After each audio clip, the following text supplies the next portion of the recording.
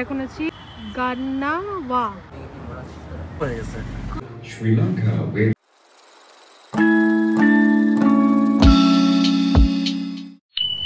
হ্যাঁ এভরিওয়ান, কেমন আছেন আপনারা সবাই? আমি প্রিয়া আর আপনারা আমার সাথে আছেন লাইফ অফ প্রিয়াতে। ভাবছেন তো আমি এখানে কি করছি? অ্যাকচুয়ালি টাইমটা বলে দিই। এখানে ভয়েস ওভারটা দেওয়ার আসল কারণ হচ্ছে আমার ভয়েসটা অনেক কম হয়ে গেছিলো, মানে কিছু শোনাই যাচ্ছিল না প্রায়। তো এখন বাজে হচ্ছে ঘড়ির কাঁটায় 5:52, মানে পুরো ভোরবেলা। আর আমার রুমমেটরা ওনারা ঘুমাচ্ছেন, সো আমাকে খুবই আস্তে কথা বলতে হয়েছিল, যেখানে আমি বলছিলাম যে আমাকে কিছুক্ষণের মধ্যেই বেরোতে হবে। সো আমি আর আমার ফ্রেন্ড প্ল্যান করেছিলাম যে আমরা ঘুরতে যাব, আমি আর আমার ফ্রেন্ড। এটা না, আগে দেখুন কি হচ্ছে। আমরা একা না, এই যে এই দুজন চলে এসেছিলো সারপ্রাইজ দিতে। ভোর সারপ্রাইজ দিয়েছেন যে ওনারাও আমাদের সাথে যাচ্ছেন। ওনারা বেসিক্যালি মালয়েশিয়া থেকে আমাদের সাথে দেখা করতে এসেছিলো শ্রীলঙ্কাতে। সো আমরা খুব হ্যাপি হয়ে গেছিলাম আর আমরা সবাই মিলে যাচ্ছিলাম এখন ক্যান্ডির উদ্দেশ্যে। ক্যান্ডি একটা খুব ছোট্ট শহর, যেখান থেকে ভিউ পয়েন্ট দিয়ে পুরো শহরটাকে দেখতে খুব সুন্দর লাগে। শ্রীলঙ্কার একটা ভিউ পয়েন্ট বলতে পারেন এই ক্যান্ডি। যেহেতু ভোরবেলা ছিল তাই আমাদের ট্রেন ছিল 5:30-এ, কিন্তু এই ঘুমের জন্য আমাদের হয়ে গেছিলো একটা বড় বিপদ। সেটা হচ্ছে আমাদের ট্রেন মিস হয়ে গেছিলো। আর এখন আমরা টিকিট রুমে এসেছিলাম, টিকিট রুমে যে নেক্সট ট্রেন এখন চলে এসেছি। এটা কি কলম্বো পোর্ট স্টেশনে, যেখান থেকে আমরা ট্রেনে করে যাব ক্যান্ডি।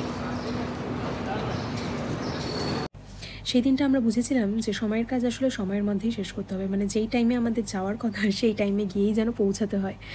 এই যে এখানে আমরা ট্রেনের মধ্যে দেখছেন যে সবাই ধারে বসে রয়েছি, এগুলো কিন্তু কেউ আমরা ইচ্ছে করে করিনি। আমাদের বসার কোনো সিট ছিল না। সেকেন্ড ক্লাস নিয়েছিলাম, বাট তাও কোনো সিট ছিল না। লোকাল ট্রেনের মতন পুরো ট্রেন ভর্তি ছিল। আর আমরা 4জন দাঁড়িয়েছিলাম এই দরজার কাছে। খুবই কষ্ট হচ্ছিল, কারণ 4 থেকে 5 ঘন্টা লাগতো ক্যান্ডি যেতে। বাট আমরা ঠিক করেছিলাম যে 4 ঘন্টার মধ্যে দাঁড়িয়ে যাওয়াটা সবার জন্য ইম্পসিবল হবে। হাই গাইজ, আমরা এখন কোন একটা স্টেশনে নেমে গেছি, জানি না কোন স্টেশনে। আমরা এখন আছি কাডু গান্নাওয়া সামথিং। সো 2 ঘন্টা ট্রেন জার্নি করার পর আমরা নেমে পড়েছিলাম এই একটা স্টেশনে, যেখানে আমরা চিনি না আর নামটা উচ্চারণ করতে খুব প্রবলেম হচ্ছিলো। তো এখানে আমরা কিছুক্ষণ খাওয়া দাওয়া করার পরে আমরা চলে যাচ্ছিলাম ট্যাক্সি করে আমাদের উদ্দেশ্য ক্যান্ডিতে। ক্যান্ডির ব্যাপারেই কিছু আলোচনা করা যাক। এটা হচ্ছে শ্রীলঙ্কার একটি প্রধান শহর, যেখানে আপনি দেখতে পাবেন সমৃদ্ধ ইতিহাস, সাংস্কৃতিক ঐতিহ্য এবং প্রাকৃতিক সৌন্দর্যের। ক্যান্ডি অনেক শ্রীলঙ্কার একেবারে মাঝ বরাবর অবস্থিত। কলম্বো থেকে প্রায় 115 কিলোমিটার দূর এটা। সমুদ্রপৃষ্ঠ থেকে প্রায় 500 মিটার ওপরে। আবহাওয়া এখানকার হচ্ছে সম্পূর্ণভাবে ঠান্ডা, যেটা আমরা বেসিক্যালি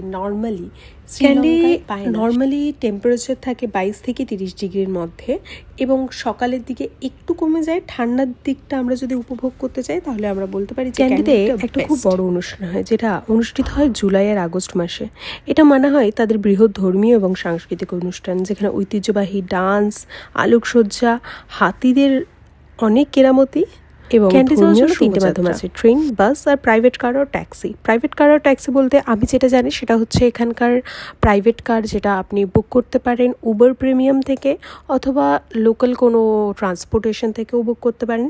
সেকেন্ড হচ্ছে বাসটা আপনি পেতে পারেন কলম্বো টু ক্যান্ডি যাওয়ার জন্য বাসটন মাওয়াথা বাস টার্মিনাল, যেটা হচ্ছে পেট্টা মার্কেটের ওখানে। এই জার্নিটা আপনার 4 থেকে 5 ঘন্টা হতে পারে, ট্রাফিকের ওপর ডিপেন্ড করে, কারণ অনেক সময় অনেকটা ট্রাফিক থাকে, যার জন্য টাইমটা অনেকটা বেশি লেগে যায়। টিকিট প্রাইস বেশি, 300 থেকে 550 টাকার জার্নি আপনার 3 থেকে 4 ঘন্টার জার্নি। কলম্বো ফোর্ট স্টেশন থেকে ক্যান্ডিতে যাওয়ার জন্য আপনি টিকিট ইজিলি পেয়ে যাবেন। আমি রিকমেন্ড করব ফার্স্ট ক্লাস যাওয়ার জন্য, বিকজ সেকেন্ড ক্লাস থার্ড ক্লাসে কখনোই জায়গা পাওয়া যায় না, যেহেতু এটা লোকাল ট্রেন টাইপের। তো থার্ড ক্লাসে আপনি জায়গা পাবেন না, সেকেন্ড ক্লাসে ফার্স্ট ক্লাসে যান। একটু বেশি কস্টলি, 1000 টাকা করে ভাড়া লাগবে, but it's okay. Second class 500 টাকা করে নেয়, থার্ড ক্লাস 200 টাকা থেকে 300 টাকা মতন নেয়। সো এটা আপনাদের জন্য বেস্ট হবে, বাট ফার্স্ট ক্লাস সব থেকে ভালো, আর ট্রেন সব থেকে ভালো আমি মনে করি। বানাই সেটা পুরো একেবারে দেখতে আমরা এটাতে চলে গেছিলাম। এখানে এগুলো হচ্ছে নর্মালি পাথর অবস্থায় থাকা স্টোন, যেখান থেকে এখানকার কারিগররা স্টোন বানায় আসলেই। আর এগুলো সব পুরোপুরি আসল, যেখানে হচ্ছে ব্লু সেপার, রুবি, ক্যাট আইস, এটা অনেক ধরনের কালেকশন। আর এখানে হচ্ছে এরকম ভাবে ঠিক এরকম ভাবে তৈরি খাওয়া দাওয়া করার পরে আমরা একটু চা খেয়ে নিই এবং খাওয়া দাওয়া করে আমরা আবার রওনা দিয়ে পড়ি। সো আজকের ভিডিওটা এত দূরেই। ভালো লাগলে সাবস্ক্রাইব অবশ্যই করবেন, লাইক কমেন্ট শেয়ার অবশ্যই করবেন। Thank you.